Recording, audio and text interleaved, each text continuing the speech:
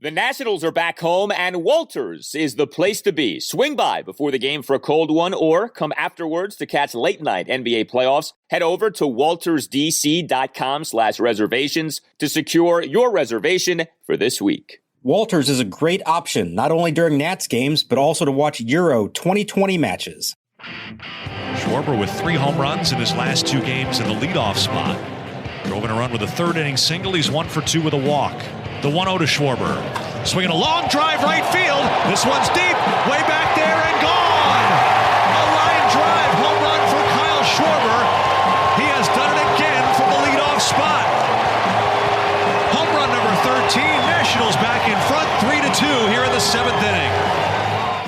And welcome to Nats Chat for Tuesday, June 15th, 2021, along with Nationals insider Mark Zuckerman of MASNsports.com. I'm Al Galdi, host of the Al Galdi podcast. Well, look, if you can't beat the lowly Pittsburgh Pirates, then what really is the point? The Nationals did beat the Pirates on Monday night for a nice start in a 3-game series for the Nationals as this 11-game homestand continues. A 3-2 victory over Pittsburgh. Nats get to 28-35 on the season. Now we're just a game below 500 at home on the season at 16-17. And yes, it is the Pirates, but also, yes, another overall tremendous pitching performance by the Nationals. This is some run that this Nats pitching staff is on right now, Mark.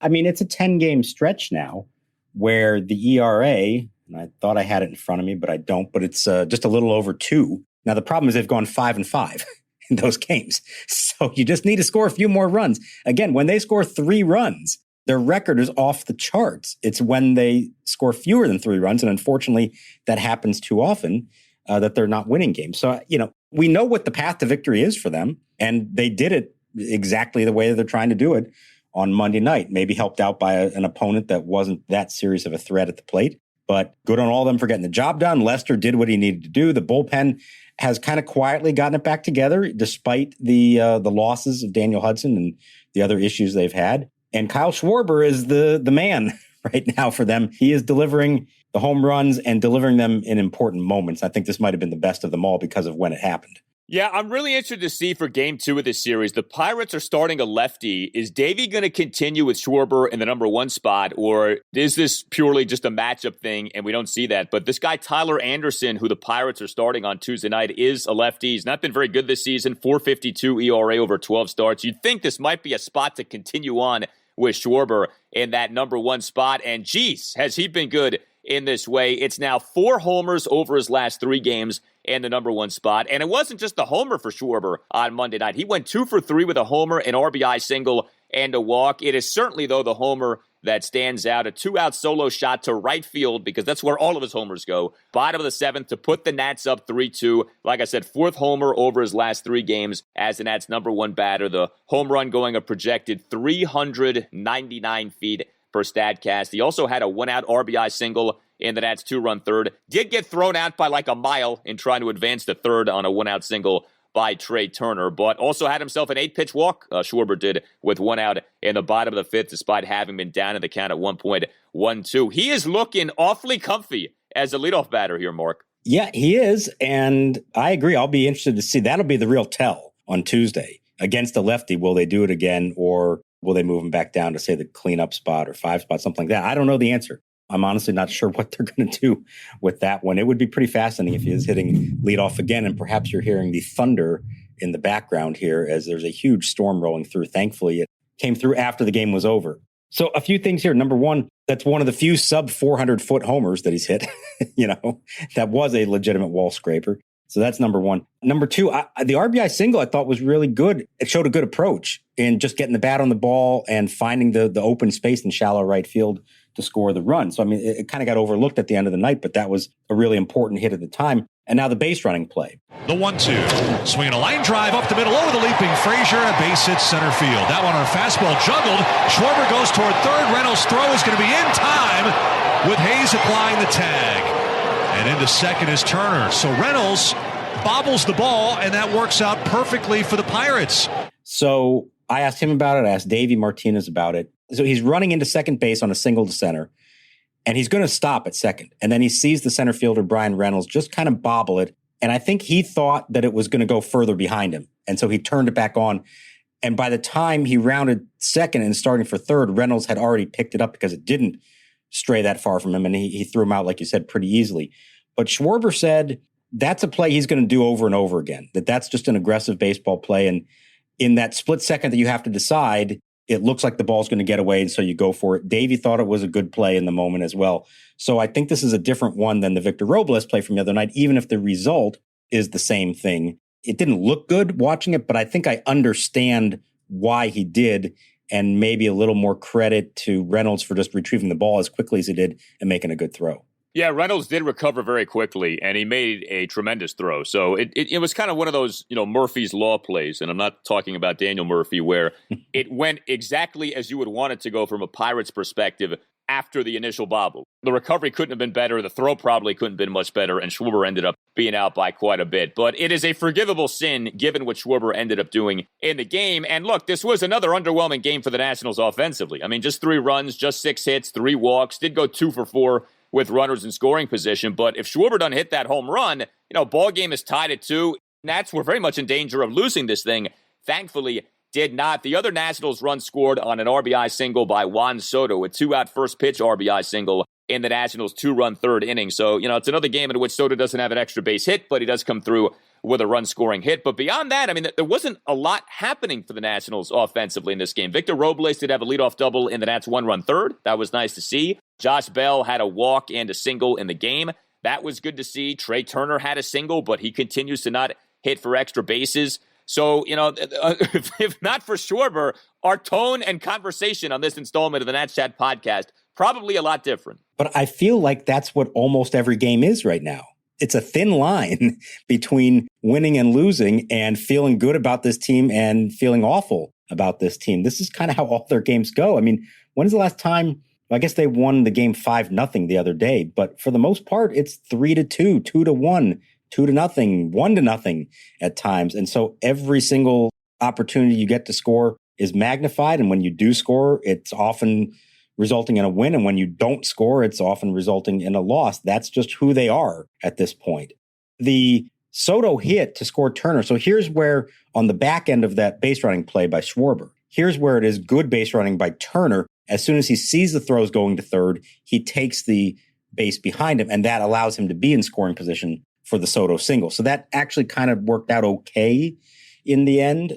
Who knows what happens if Schwarber holds up at second. Now it's first and second, we'll see. But that inning also, it looked like they were going to keep it going. They had 5 straight batters reach base, or they thought they did. And then Josh Harrison on a replay review was called out at first base on a close play. So there's just not that one big hit. And you had the Schwarber 3-run homer the other day, but otherwise they are trying to string together rallies. And as we've said, I mean, in an inning in which they had 4 hits and a walk and almost had a 5th if the Harrison play had stood, and they got 2 runs out of it because that's who they are. They don't have extra base hits. They don't sustain rallies like that. This is who they are, and they're just going to have to win games like this. They don't have big innings. That's for darn sure. I mean, I've said it 1,000 times. They must lead the majors in innings that are set up to be big innings and end up being, mere humble 1-run innings, 2-run innings at the maximum. You mentioned Josh Harrison. What did you think about the hubbub with the hit by pitch? Bottom of the 8th, the 2-out full count hit by pitch. Unless there's something I'm unaware of and Harrison thought it was on purpose, I thought he was a little overly sensitive on that. Like, I know it hurts when you get hit by pitch. I get that. But, I don't know. I thought some of the drama off that was a little unnecessary. But am I missing something, or did Harrison kind of overreact to that? No, I'm with you on that. And it's easy for us to say because we're not the one who took a fastball in the back. But clearly there was no intent, no reason for that. I know he used to play for them, but it's been several years and most of the team isn't the same anymore that he played with. And he hasn't said anything bad about them. So there's nothing like that. I think he's just, it hurt. You get hit with a fastball in the back, it hurts. He slammed the bat in frustration. Now, I don't know who said something first, whether it was the pitcher, whether it was Stallings, the catcher, whether it was Harrison. But that just seems like a moment, Josh, just take your base. It's a close game late. Don't do anything that's going to disrupt the way this game is going and risk anything that, they might somehow lose the game because of a brawl or an ejection or God knows what. Yeah, I thought that was a bit much. And I even thought, just because we've seen Harrison play around a lot with other guys, I thought at first maybe he was joking with them. And then it became clear that he was not joking. He was actually upset. Now there's jawing back and forth. And it was hilarious when the inning ended and Harrison ends up kind of near third base. And he stood there still kind of looking at least and jawing a little bit with the Pirates dugout. And two of the umpires wind up standing like right in front of him, sort of blocking him from the Pirates dugout while he's waiting to get his glove and his hat from the dugout. It just seemed like, let this one go. I don't think there was anything nefarious about this at all. It's unfortunate you got hit with a pitch. It hurts. I get it. But there was no reason to turn that into something that it wasn't. Yeah, I mean, I'll reserve the right to change my stance on this if we find out that some things were said to him. But otherwise, it's like, don't put yourself in front of the team. The last thing the Nats need right now is some benches clearing brawl where, more people get hurt. I mean, you got to remember, from the Pirates' perspective, they don't care, okay? The Pirates are awful, so they have nothing to lose in a circumstance like that. The Pirates have actually been in a good number of brawls, including brawls with each other in recent seasons. That's one of the things that doomed Clint Hurdle as Pirates manager. So you don't want to give them a reason to start going after you, all right? Just calm down. It's not about you. It's about your team, and just let it be. I thought Harrison overreacted to that. Couple more things on Nats position players, and then we'll get to the pitching. So with Juan Soto, that was a brutal throw that he made on the Eric Gonzalez one-out RBI sac fly that tied the game at 2 in the top of the 6th. Now, Juan Soto overall has actually done a good job defensively in right field this season, came into the game +3 defensive runs saved in right on the year. But, man, that throw was not close, and that's a big spot right there. Like, potentially you can get the guy out, and instead the throw was way wide. Soto backing up on it. He will come in now, make the catch, tagging at third. Stallings trying to score. Soto's throw is offline, and this game is tied. That throw tailed up the first base side.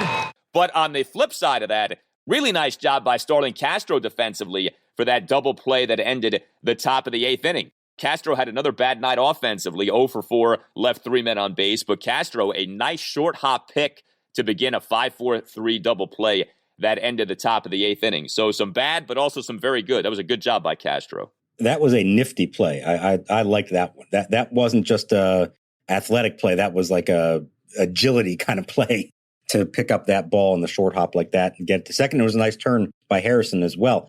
Now, the Soto throw, I agree, it was not good. He really hasn't been tested very much since he hurt his shoulder.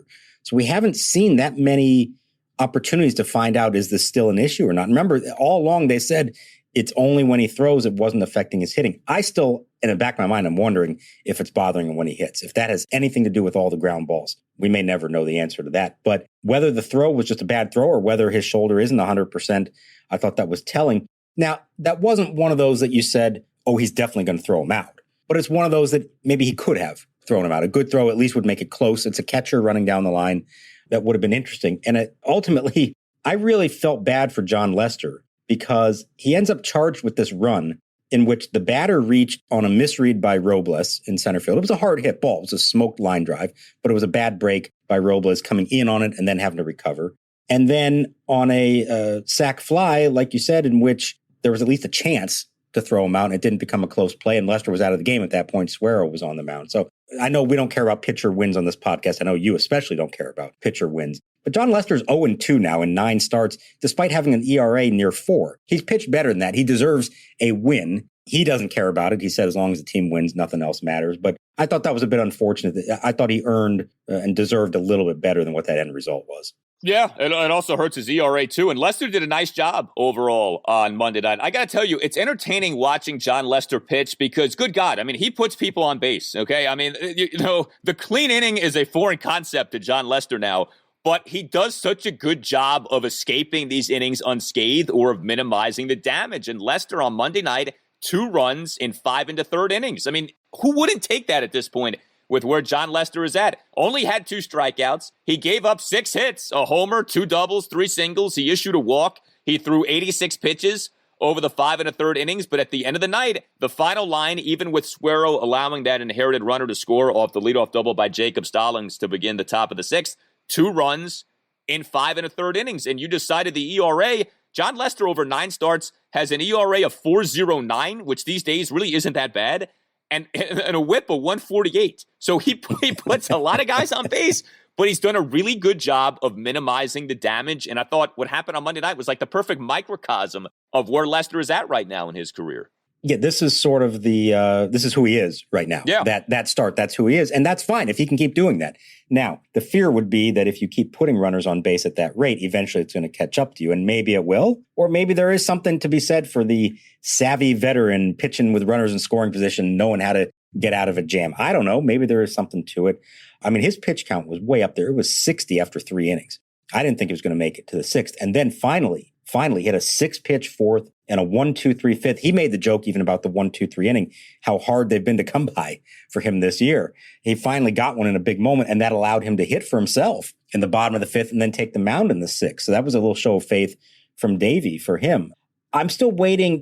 He's 9 starts into this now. He really hasn't gotten up around the 100-pitch mark. And I'm wondering if there may come a point here that they say, let's go for it. Let's see. Remember the whole thing about the parathyroid surgery in March, and the idea was that might help with his stamina, which was an issue the last few years. I'll be curious to see. He says he's feeling strong physically. It's going to have to be the right situation. Maybe they need to be up by a few more runs. But I would like to see them try to push him to 100 pitches and just see what happens. Maybe it costs him. Maybe it turns out you can't do this with him anymore at this stage of his career. But I don't think there's that much to lose if you try it once in the right spot. Yeah, I mean, the problem is it may be in the 4th inning.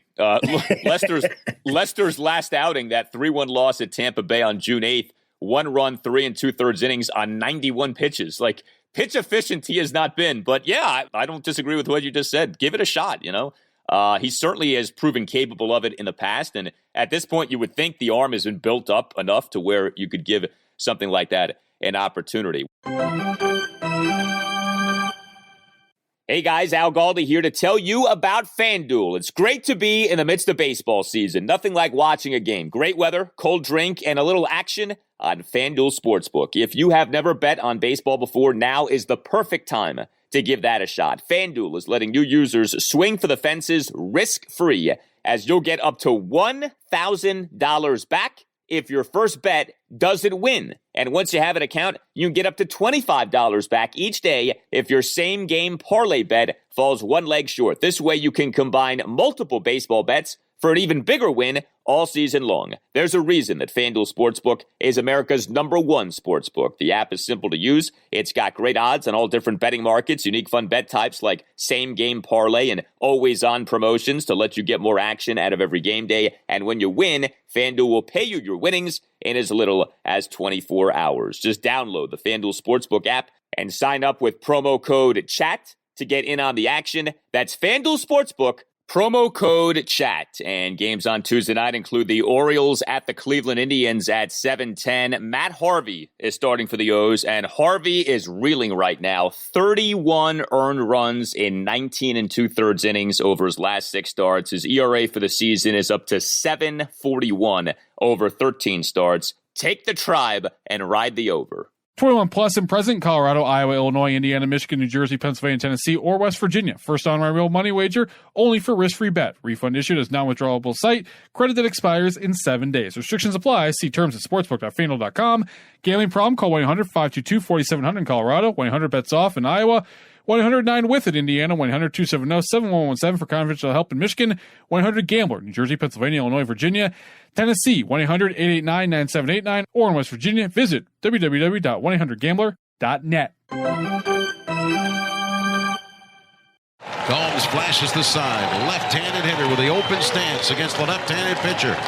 And to the belt, the kick, and here it comes. Swinging a line drive, one up, fielded by Turner. Edge of the outfield grass, thrown to Bell in time.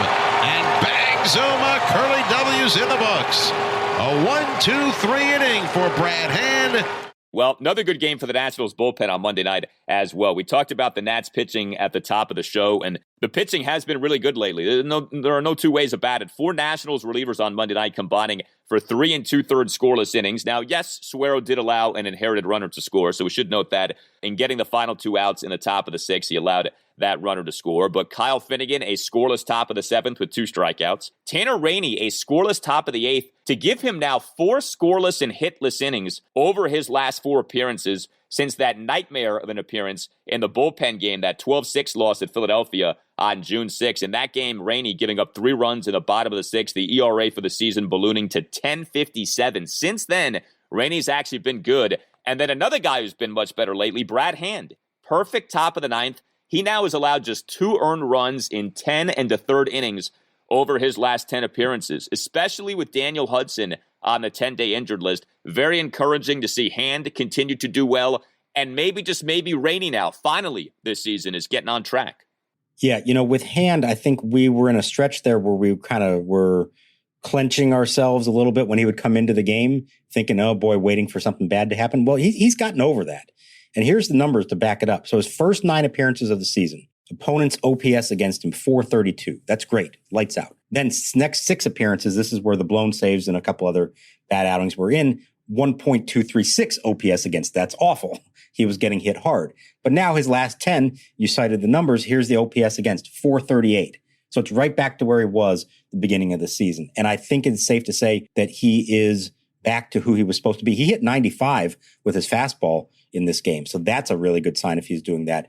Rainey, let's see it a little bit more, but good signs. He's starting to get there. I thought the game in Tampa, the wild, crazy game that he wound up getting the save, was maybe big for him, maybe big for his confidence to be given that opportunity. And he's come back since. And I think he is, for now, the setup man, as long as Daniel Hudson is out. We'll see how it goes, but he's slowly getting the ERA down from 10 to 9 to 8. We'll see if he can get it below that. And I found the stat file that I was looking for before. Over their last 10 games, and that's pitching staff, 2.30 ERA. I mean, that's outstanding. And again, they're 5-5 because they're not scoring enough runs. But keep the pitching up like that, get one more key hit a game, and all of a sudden it's a different story. Yeah, I mean, under the umbrella of run prevention, right, you have pitching and defense. Pitching been much better lately. Defense has been stunningly great this season. I mean, that is still a jaw-dropper to me that the Nats have been an elite defensive team this season, and yet they have been. So at least for right now, that is the path to victory, no doubt. Try to win 3-2, 4-3 as opposed to 10-9. It's interesting to me with Rainey, too. You referenced the game at the Rays. So Rainey tossing a scoreless bottom of the 11th in that wild 9-7, 11-inning win at Tampa Bay on June 9th. And I know Rainey has talked about this, how it meant a lot to him that Davey entrusted Tanner to close out that game. Now, we talked after that game. That was more out of necessity than it was maybe out of desire. Like, I don't know that anyone else was available to toss that bottom of the 11th in that game. But Tanner Rainey, to me, seems like a guy for whom confidence matters a lot. Like, his stuff plays. It's not a matter of stuff, it seems to me, with Tanner Rainey. It's just a matter of him believing that he can do it, locating his pitches properly, yes, but there's no reason that this guy can't be a lights-out reliever. We saw that last season. Clearly, we haven't seen it with consistency this season, but I still think within him is a guy who can be a really good back end of the bullpen performer. You are 100% correct. It is about confidence with him, and you can see that when he gets in a rut, it gets worse and worse and worse. And when he's going well, it can go really well for a while. The thing that he tends to do, and Davey has mentioned this really since he first came up for the first time in 2019, if he's a little bit panicky, he rushes, and he needs to get out there and just take a deep breath, go at his pace, trust that his arm is good enough. He doesn't have to give any extra effort to throw the ball 98, 99, 100. He's got that naturally when he's throwing it nice and smooth. And so when he is trying to force it and hump up a little bit more, that's when the command gets off and he's not throwing strikes. So trust yourself that you have the stuff to get big league hitters out, because he does have the stuff to do it. Take a deep breath, slow yourself down, have a little confidence. I think it can go a long way. And yeah, certainly they are not giving up on him. And we've seen the evidence why the last several times out. All right, so Max Scherzer, Monday was bullpen session day. He was going to test out that groin off the abbreviated start this past Friday night, the 1-0 loss to San Francisco at Nationals Park. Max in that game lasting for just 1 out and 12 pitches due to a groin tweak. I could tell listening to you in the last installment of the podcast, you had your doubts about whether Max was going to make his next start. And sure enough, the bullpen session on Monday ends up being cut short. The groin still bothering him. It looks like he will not be making this next scheduled start on Wednesday, though it's still not definite whether he goes on the 10-day injured list. What did you see? What did he say? And where are we going right now with Max Scherzer? So the good news here is he is actually making progress and he's getting better. And he said each of the last 3 days that has been the case. Before the bullpen session, he went through a pretty aggressive agility drill in the outfield. He almost looked like a defensive cornerback or safety. He was running these drills like backtracking and moving and like he's trying to cover a receiver or something like that. And I'm sure if Max Scherzer wanted to, he could do that as well in an NFL game because he's Max Scherzer, and of course he would. But it seemed like that was a good sign. He was doing that. So he gets done with that. Then he goes back in, he puts on the full uniform, and he goes to the mound for the bullpen session thinking, okay, this is all very good. He threw about 10 pitches, 20 less than he was going to. And he said he just felt it enough that he didn't feel comfortable driving off the mound. He said this is one of those things that if he absolutely had to, look, if this is Game 7 of the World Series, he's starting on Wednesday, but obviously it's not. And so it's not worth the risk. He feels like he could injure it much worse, and now you're going to miss a whole lot of time. So he thinks it's just a matter of days, not weeks. And that's why they haven't made the decision yet on the IL, that maybe if they avoid this, he could pitch this weekend against the Mets and just get by, essentially with a man down for a few days. If they put him on the IL, he can't come back until the Phillies series, Tuesday of next week. They can backdate it 3 days. So one way or the other, they have to make the decision on Tuesday. Reading between the lines, I think there's maybe some thought they could hold off and let him pitch this weekend. If he thinks there's a chance of that, I could see that. Obviously, that's a big series against the Mets for them. If they can somehow get Max Scherzer to face them, that would be really big for them. So I think there's a chance of that. But yeah, from the day before, just knowing Max over the years, if he's feeling good, as he's walking by us on the field to tell us how he's doing, he's just going to say, I'm good, and keep walking. He won't say anything. That's the indication. The fact that he stopped and talked to us and had a more thorough answer, that to me said he has his doubts, and it turned out that was true. The fact that the Nats have this doubleheader with the Mets on Saturday, so there's going to be another weekend in which it's 4 games in 3 days. Do you think that impacts anything? That, okay, Max, if he doesn't start Wednesday, you're probably going with like Paolo Espino or a bullpen approach. And then what would you do Saturday when you have 2 games on that day? Do you think that enters into the equation, or is this 100% just about where Max is at with the groin? I think it starts with Max and how he's feeling. They're not going to push this. He's not going to let them push him if he doesn't think he's ready. Because again, if he hurts himself worse and has to miss any time, or if he takes the mound for a game and has to leave in the first inning again, that's terrible for the team. The domino effect of that would be awful. So he's got to know that he's good. He'll have to actually throw a full bullpen session at some point. But it's an interesting point because, like you said, it's probably Espino on Wednesday. So that would knock him out for the weekend. And are they going to call up Jeffrey Rodriguez again? Maybe that's what they do. Or you say, hey, Max Scherzer in a 7-inning game against the Mets, you give us 5, 6 good innings. That could be enough. And that helps them get through it. So that's a fascinating question. Unfortunately, they're going to have to decide on Tuesday. Like I said, they're not going to be able to wait much longer than that, because if they wait beyond Tuesday, you can't backdate the move anymore, more than 3 days. So if to get him back as soon as possible, they have to put him on the IL Tuesday. If they don't, then that says that they believe that he'll be good to go this weekend. Well, maybe Cade Cavalli can start for him. Promoted to AA Harrisburg. Mark, this is getting exciting with Cade Cavalli, and we've talked about this. With these top prospects, man, they always debut sooner than we think. If he's at AA Harrisburg now, I mean, it's not unfathomable, is it, that by the end of the season, he may be called upon? Like, if the Nats, put forth this charge, make a run toward a postseason spot, have some instance in September when they need a prospect or they need someone to make a spot start.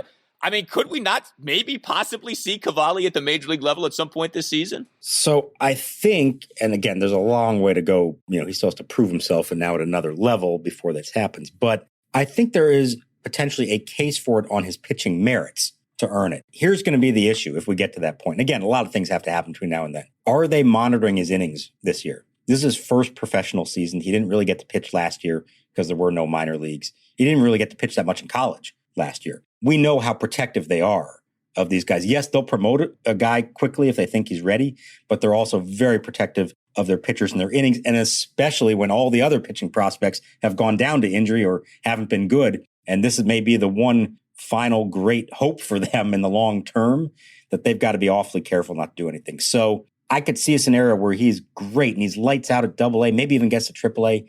And then come September, when the minor league season ends, they say, thank you, good job, we'll see you next spring. Even if he's earned it, even if he looks like he might be good enough to pitch here, I think it'll depend what the total innings count is, how many starts he's made, and how far they're willing to push him.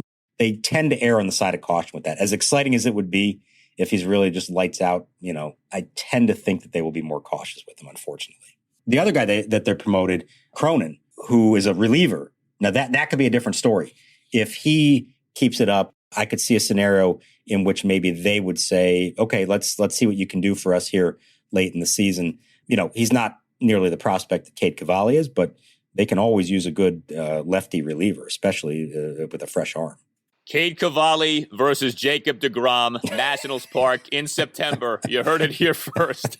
It's awesome, though, seeing this. It's nice to have something like this, someone to track in the Nationals farm system who is flying right now, and Cade Cavalli. Well, Game 2 against the Pirates at Nationals Park, Tuesday night at 7:05. Patrick Corbin taking on the aforementioned Pirates lefty, Tyler Anderson. So Tuesday night will be the latest installment, and as the Corbin turns, he has given up 18 runs in 26 innings over his last 5 starts. He has an ERA of 6.21 and a whip of 151 over 12 starts this season. Yes, Corbin's whip is higher than Lester's, which tells you all you need to know. The Pirates are wretched offensively. I mean, we do have to acknowledge this. The Giants are not a very good offensive team, nor are the Pirates. They came into games on Monday next to last in the majors in teams weighted runs created plus.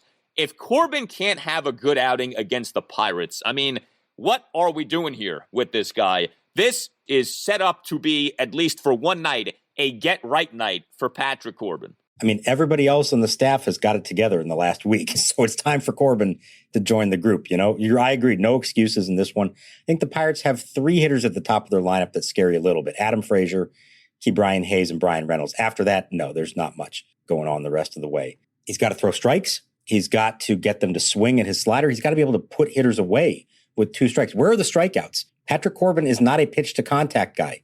He's a strikeout guy. It's time for that to return. Avoid the walks, avoid the big innings. It's all set up for him to have a nice outing. You just hope this is the one that it comes together for him. And maybe he can actually continue this hot streak they've got going on. They've won 3 of 4. Maybe there's a little something momentum to be gained if they can win at least 2 out of 3 or even sweep the Pirates and go into a big weekend series with the Mets. Who knows? But yeah, it's now or never for Patrick Corbin. You couldn't set it up any better for him to give him a more favorable matchup. No doubt. And if the Nats are going to make a run here, they really need to sweep this series. I mean, the Pirates are bad. The Nats need to start piling up some wins. This is a big homestand. You have a big series coming up against the Mets with the 4 games in 3 days. There's no reason the Nats should not sweep the Pirates. Thankfully, he got off to a nice start with the victory on Monday night. You can always email us at the Nats Chat Podcast, natschatpodcast@gmail.com. Been a while since we've done Tales of Little League. Wanted to read this in. This is from Mr. Ted Yoder. He is an instructor for honors biology, marine biology, and biological adaptations at St. Stephen's and St. Agnes School. Is anyone here a marine biologist? Anyway, writes Mr. Ted Yoder, Tim, Allen, Mark, thanks for a truly enjoyable and interesting podcast. Thank you very much. I found it to be a perfect length for a commute and a great way to rehash the previous night's events. Sunday, so talking about this past Sunday, is the 6-year anniversary of a great moment in Tacoma Park / Silver Spring Little League history. My son's 8-9 team, the Red Beans, I have no idea how they got that nickname, was playing on a beautiful sunny afternoon, nursing a small lead in the bottom of the final inning. Our pitcher got a little wild and put 2 boys on base. Momentum was building for a rally, and there was a lot of chatter coming from the opposing bench. The next batter cracked a line drive up the middle. We held our collective breath, but our second baseman was shaded towards the bag. A shift perhaps. And he snared the ball. Not only that, his momentum carried him across the bag, whereupon he tagged the runner who had stepped off second. Immediately, he turned and saw that the runner from first base had ventured too far, so he ran over and tagged him as well. At this point, it gets interesting because there was a moment of complete stunned silence. It seemed like 30 seconds passed. Then finally, the ump pointed to our player's mitt, indicating 1 out, then pointed to each of the runners in succession, indicating they were out, then pandemonium and a big tog pile for the winning team. That second baseman, that may have been the zenith of his career. However, as he, like Starlin Castro, has trouble laying off the high heat. Thanks again. Keep up the great work. Mr. Ted Yoder with the email.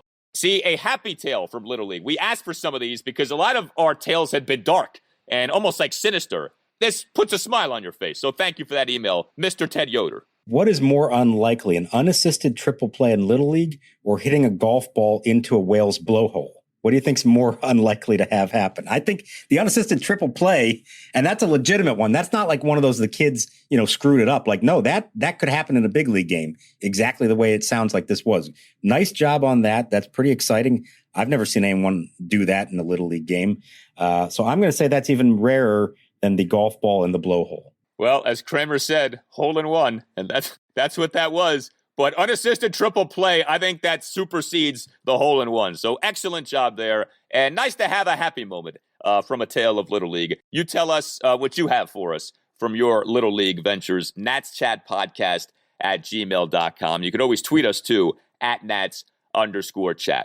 All Nationals radio highlights on Nats Chat are courtesy of 106.7 The Fan. As the homestand continues at Nationals Park, wear your Nats Chat Podcast t-shirt. And if you wear a Nats Chat Podcast t-shirt to a game, take a photo of it, tweet it out. We'll retweet it for you. All right. Nats Chat Podcast t-shirts, great looking shirts. You can get yours at natschatpodcast.square.site. For Mark Zuckerman, I'm Al Galdi. We'll talk to you next time on the Nats Chat Podcast. So I started to walk into the water. I won't lie to you, boys. I was terrified. But I pressed on. And as I made my way past the breakers, a strange calm came over me. I don't know if it was divine intervention or the kinship of all living things, but I tell you, Jerry, at that moment, I was a marine biologist. George, I've just been reading this thing in the paper. It's unbelievable. I know, I was just telling them the story. Well, come on, George, finish the story. The sea was angry that day, my friends. Like an old man trying to send back soup in a deli.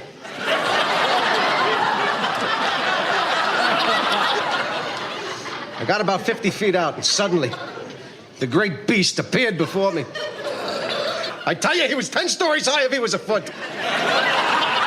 As if sensing my presence, he let out a great bellow. I said, "Easy, big fella." And then, as I watched him struggling, I realized that something was obstructing its breathing. From where I was standing, I could see directly into the eye of the great fish. Mammal. Whatever.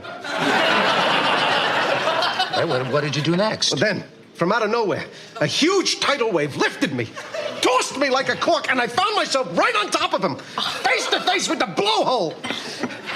I could barely see from the waves crashing down upon me, but I knew something was there.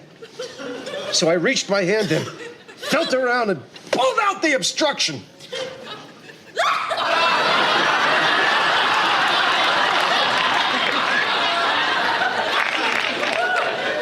What is that, a Titleist?